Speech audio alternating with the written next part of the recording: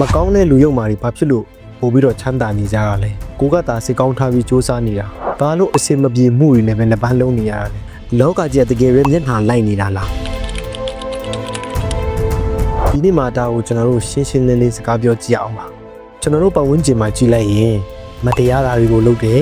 မကောင်းတာတွေကိုလုပ်တယ်သူများကိုလည်းဖန်ဆီးနှိပ်စက်တယ်ဒါပေမဲ့သူတို့ကဘာဖြစ်လို့ဘဝမှာစီးစိမ်ချမ်းသာတွေနဲ့အဆင်ပြေနေကြတာလဲတစ်ဖက်မှာတော့စိတ်ထားလဲကောင်းတယ်ငါးပါးတီလာလဲလုံမာလင်းနဲ့ဘာလို့ဆင်းရဲဒုက္ခတွေနဲ့ပဲကြုံနေရတာလဲဘာလို့အဆင်မပြေမှုတွေနဲ့ပဲရင်ဆိုင်နေရတာလဲဒီမိခွန်းကမိတ်ဆွေတို့ကကျွန်တော်အတွက်ပါတော်တော်လေးစိတ်ပျက်စရာကောင်းတဲ့မိခွန်းမျိုးဖြစ်နိုင်ပါတယ်စိုက်ပျိုးရေးနဲ့ဥပမာပေးရင်ပို့ပြီးတော့မြင်တတ်မယ်ထင်ပါတယ်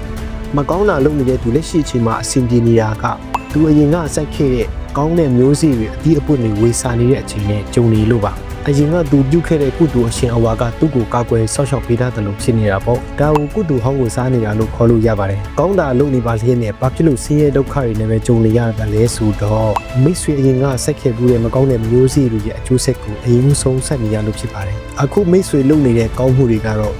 မျိုးစေ့အသစ်ကိုစိုက်နေရတဲ့တူပါပဲဒီမျိုးစေ့တွေအပင်ဖြစ်လာပြီးအသီးသီးဖို့အတွက်အချိန်တစ်ခုတော့စောင့်ရပါလိမ့်မယ်ဂျင်းထဲမှာစပားဟောင်းတွေရှိနေသည်၍စပားအသစ်တွေထပ်ထည့်လို့မရသေးတယ်လို့ပါပဲဒါကြောင့်မကောင်းတာလုပ်နေတဲ့သူတွေချမ်းသာနေတာကိုကြည့်ပြီးတော့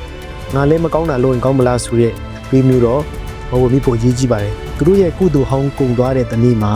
မကောင်းမှုတွေရဲ့အကျိုးဆက်ကိုရှုံလဲလို့မရဘဲနဲ့ခံစားကြရမှာဖြစ်ပါတယ်ဒီအချိန်ကျရင်သူတို့မှာအားကိုးစရာကုသိုလ်အသစ်တွေမရှိတော့တဲ့အတွက်ပို့ပြီးတော့ကြောက်စရာကောင်းတဲ့ဘဝထဲကိုရောက်သွားနိုင်ပါတယ်မိတ်ဆွေစိုက်ပျိုးထားတဲ့အပင်ကအချိန်တန်ရင်တော့အတီးတီးလာမှာဖြစ်ပါတယ်လောကကြီးမှာအလုံးမလုံးပဲအကျိုးရတာမရှိသလိုအလုံးလုံးနေပါလင်းနဲ့အကျိုးမရတာလည်းမရှိပါဘူးကိုယ်စိုက်တဲ့အပင်အတီးတီးဖို့စောင့်နေတဲ့အချိန်မှာစိတ်တက်မကြဘဲနဲ့ဆက်ပြီးတော့စိုက်ပျိုးနေဖို့ပဲလိုပါတယ်ညဖက်အိတ်ဆက်တဲ့ချိန်မှာငါဘသူမှမတရားမလုပ်ခဲ့ဘူးငါရဲ့စိတ်ကဖြူစင်နေဆိုတဲ့အသည့်နဲ့အေးအေးချမ်းချမ်းအိတ်ဆက်ရတာဟာလည်းချမ်းသာခြင်းတစ်မျိုးပါပဲအမှန်တရားနဲ့ကံတရားဆိုတာမျက်နှာလိုက်လို့မရှိပါဘူးဒါကြောင့်အခုလက်ရှိမှာကောင်းတာတွေကိုပဲဆက်လုပ်နေဖို့လိုပါတယ်အချိန်တန်တော့အရာအလုံးဟာသူ့ဉာဏ်နဲ့သူတရားမျှတစွာဖြစ်တည်လာမှာပါ